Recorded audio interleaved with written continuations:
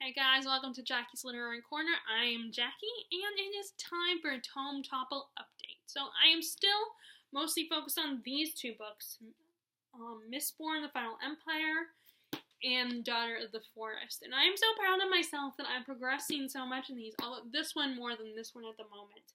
But this one, it's actually much better. It's actually really good that I'm progressing more so on this one, because I have had this one a lot longer. And I just never got around to reading it. And now, and like I said in the last video, I figured I'll just read it and I don't have to get the next two books, because it will I'm assuming that it will have an ending. It won't end on a cliffhanger. But I'm really enjoying it. And now I'm even more interested in Son of Shadows and Child of Prophecy. But I am really enjoying this. I think and I'm nervous that there's going to be a love triangle that's established in this, because I know who the love interest is for Sorsa. But I think that there's of course, this is kind of a medieval inspired setting, so there's arranged marriages and alliances and all that, and the guy I believe is going to be the love interest is, he's being arranged. He's been betrothed to his cousin.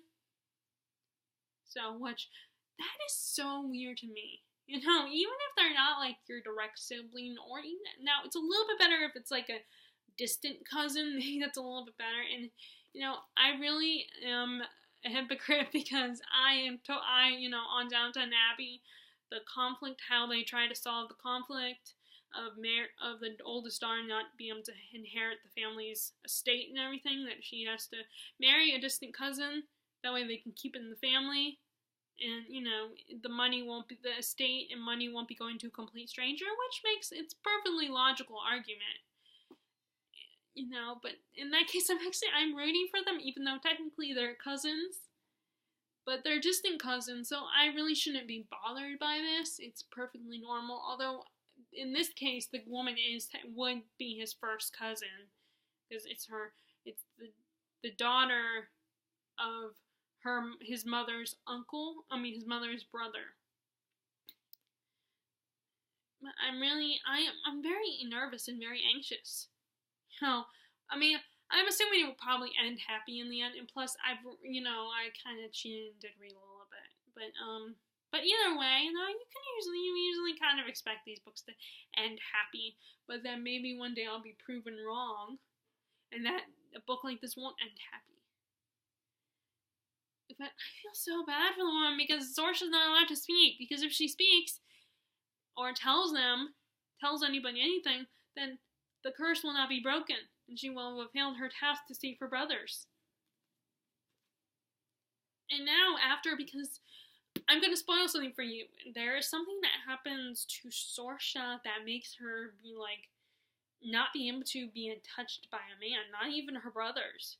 She's disgusted by men now, because of this thing that happened. And I'm just going to tell you, spoiler, for Daughter of the Forest, she gets raped. So now, and she's so young, she's I think she was 14 or 15 at the time when she got raped. I don't know how old she is now anymore. She might be a little bit, I'm hoping she's a little bit older, because even though it was perfectly normal for a young teenage girl to be arranged to marry an older man, I think that Red, if he's the love interest, I'm pretty sure he is, I'm guessing he's either between early 20s or 18, I don't know. I'm thinking early to mid-20s, and she's only a teenager, and yeah, I know it was perfectly normal for that back then, but I would like her to be at least 16, or the ideal would be 18, because legally when you're 18 is when you're considered an adult. Of course, this is back in the day, medieval, so it was perfectly normal, and it wouldn't be weird in their opinion. But I am so proud of myself. I've got more than halfway. I'm on chapter 8, and I'm almost to chapter 9, but I'm saving to read chapter 9. Reading the rest of chapter 8 and going into chapter 9 tonight when I'm in bed. But, This is when I try to stop when it has like a page break in books. Like if it doesn't have it, if it's not a page break like that, then I don't like stopping there. But if I have to, sometimes you don't have much of a choice. Like if you're in the car and you have to get out of the car, you can't read while you're walking inside the store or you're wandering around the store. And I am really enjoying this book, and I'm so glad I just of this. And as I've said in other videos, I have read books like this before, like the Dragonlance books, which is really great. So I can do this. I have just been so used to reading young adult books that they don't have minuscule print and they're easier to read, and they're more, not necessarily simple, but they have teenagers in mind when an author who writes YA is thinking about teenagers. I mean, although the Harry Potter series and Throne of Glass series and ACOTAR have gotten progressively longer as the series would go on. So but it's just, I think part of the intimidation of these books is the print is small, usually, if I get this, and small mass market paperbacks are cheaper, and I can carry them with me in my purse. But see, that print is so small, and it drives me crazy. And sometimes, especially if it's like a classic or something, it's not always exciting throughout the whole time. Sometimes it can be very dry, and it can be like, and the way they spoke back then when these books are set is a little different than how we speak. So sometimes it can be hard to get into the language of that period, even if they are speaking English. It still can be hard to get into. It can be very dry, and I love that kind of language back then, how eloquently people spoke, and it makes me jealous that we no longer speak like that. That's why I always try to say words like speak instead of talk. Or I'm trying to think of other words that sound less slang. I can't think of, but anyway, that's why I always try to use words that sound a little more proper and sophisticated. But this is such a fun story, and I definitely recommend it for fantasy lovers. I mean, it's not like action-packed like Throne of Glass, for instance, or even but it's such a beautiful story, and it is very intense and scary. It's very like a folktale. It reminds me of folktale, and that's not the first book I've read that has given me that vibe. Like some of the books like Hazelwood remind me of that a little bit, or like Hunted, for instance.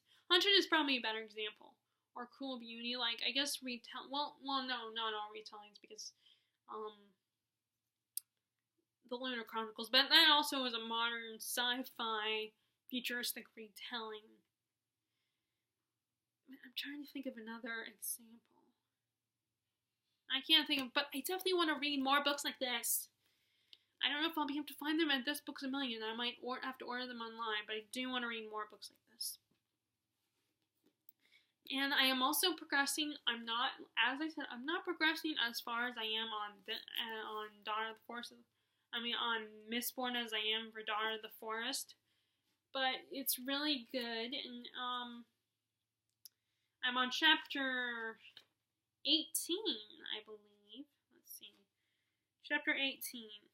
And then Vin and Kelsier went on a mission together. Like, Vin insists on going because she's someone who likes adventure and likes to help and wants to be useful. It's more about that. It's more the fact that she wants to be useful and wants to do things, and she doesn't like sitting around waiting, and she's worried, and because of her trust issues, she's worried that the group, if she's not useful, and the crew is going to kick her out, and she's not going to be able to help them.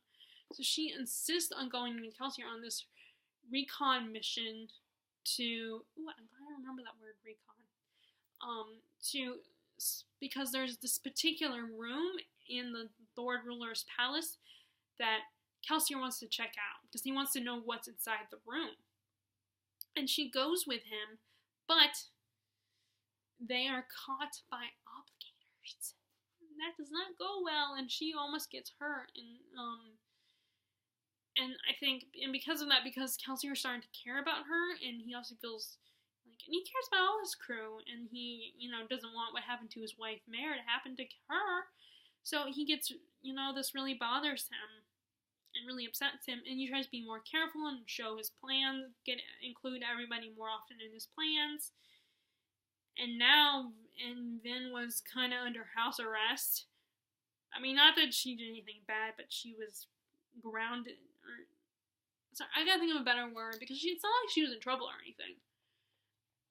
And she now is insisting when she's starting to not, it's that part of pretending to be a noblewoman that she doesn't like. The sitting around, looking pretty and doing nothing all day dresser is driving her nuts, which I definitely get that.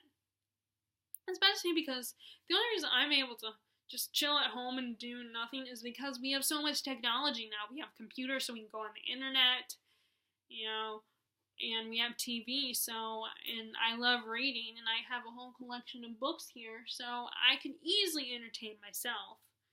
But if I was in her situation where there was not much to do, except for, maybe walking around, if there was, although there's probably, I think there's a library, so I could look at books, but I'm not Vin, and Vin's not that she can't sit and just stare and read a book. She's not that kind of person. And like I said, she wants to be useful. So now she's getting all excited because she gets to actually go to a ball, because now they think, okay, you're ready to get back on. Although Kelsier is reluctant. But I really love that relationship, Kelsier's relationship he's developing with Vin. It's like a father-daughter kind of relationship. That's one of my favorite tropes, and I definitely want to read more books about that. So I feel like my examples of my favorite stories, favorite pairings like that, are only found on TV. Although this is also a book too, but I've only seen the movie versions. And I'm talking about like Alfred Pennyworth and Bruce Wayne, or like Buffy and Giles. That kind of parent, even if they're not their biological parent-child relationship, or a person that is like a parent to a child. I love this kind of relationship because I think they're really sweet. And I always loved this scenario where the parental figure doesn't want to show emotions or doesn't want to show attachment to the child, or vice versa. It's just so funny because it's so cute to see that, because you, as the audience, okay, this person loves this person like their actual blood, that their actual family. They do really care about each other, even though they're pretending not to, and it's so cute. But I want to read more of that in books. But again, I am so excited to read. I am so excited that I'm progressing in this book. And I want to force myself, because part of my problem is that I will take a break. I won't read the book all the way through, and that's why I'm worried. I'm worried that I will be like, oh, I can, stop reading. I don't have to read this book for a day, and then it becomes like a week, and then a month, and then a year before I read it again. And that's why I'm feeling like I need to start rereading the Dark Tower series. So I'm gonna start rereading by starting with the Gunslinger. Even though I read the first 3 books, I just feel, and even though people have told me in other videos that I don't have to, I feel guilty, and it's been so long since I read the books that I feel like I need to reread the first 3 books. And this time I need to not take breaks. And it's not like they're as long as it, so I think I could do it. Which, that's another one I need to reread. I need to get back into reading.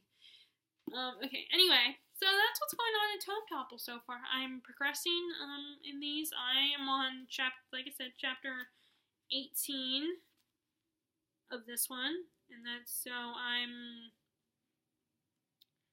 page 288. Let's see how many more pages. Okay, that doesn't count because I don't usually read when they have excerpts from the next book. So I'm not going to count that. Oh, I need to go through that. 643 pages. 643 pages in this one. And I'm on 276. Oh wait, no. 288. So I can't do that. I need the calculator. Well, I see I have the calculator on this. Okay, so 643. Okay, let's see. Let me call up the calculator. Excuse me while I do that. You might not. My face might disappear. Wait, crap. There it goes. Okay. Where is the calculator? I know it's around here somewhere. Here it is. Okay, so page 6. I think it was 643.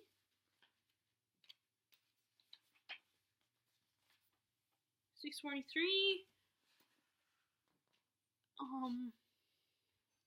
6, 4, 3 minus.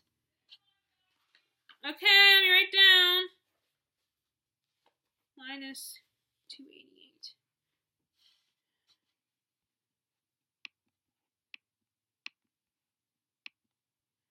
So I have 355 pages to go. Is that it? I guess that makes sense. Okay, and then with this one, let's see. Let me real quick.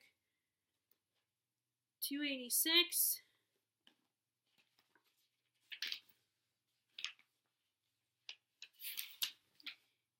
544.